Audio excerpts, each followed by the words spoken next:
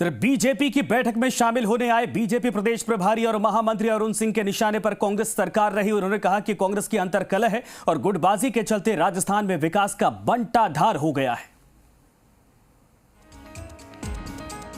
राजस्थान सरकार को ठग सरकार कहते हुए अरुण सिंह ने आरोप लगाया है कि प्रदेश के युवा और किसान राजस्थान में ठगे गए हैं।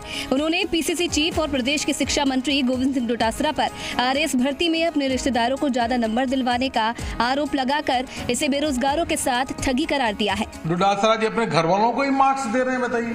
मतलब रिटेन में आपको 50 नंबर से कम आता है, अब आप इंटरव्यू होता है उसमें 80 नंबर आ जाता है। अच्छा, एक नहीं, आपके भाई को भी, मतलब पत्नी को भी, मतलब पूरे परिवार को भी नंबर आ जाता है। अरुण सिंह ने सीएम अशोक गहलोत की कार्यशैली पर भी सवाल उठाए और कहा कि मुख्यमंत्री को प्रदेश की जनता की कोई चिंता नहीं है। राजस्थान की विडंबना है कि यहाँ के मुख्यमंत्री घर से निकलते ही नहीं है। गहलोत सरकार मंत्रिमंडल विस्तार में देर करके अपने खुद को बचाने की संजीवनी पाने की जुगत में लगी हुई है। राजस्थान की विडंबना है कि मुख्यमंत्री जी घर से निकलते नहीं।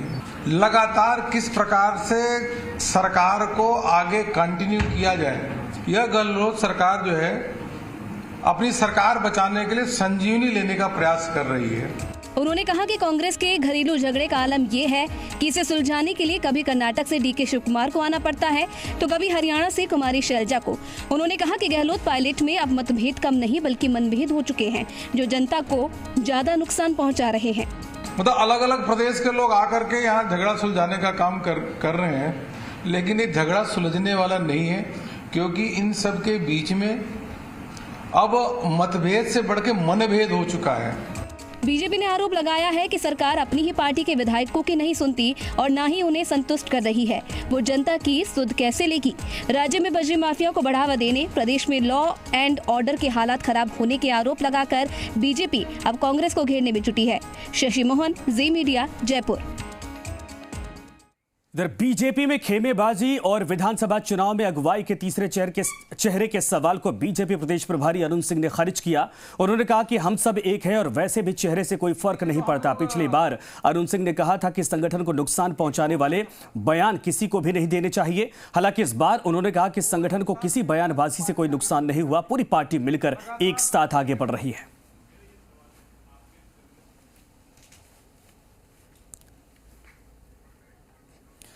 तो अरुण सिंह ने अंदरूनी कलह को लेकर कहा कि किसी बयान से नुकसान नहीं पहुंचा है, पूरी पार्टी एक साथ खड़ी है, आगे बढ़ रही है। और चेहरे और चुनाव की नीतियों को लेकर उन्होंने कहा कि पूरी पार्टी एक साथ चलती है, यहां पर चेहरे से फर्क नहीं पड़ता।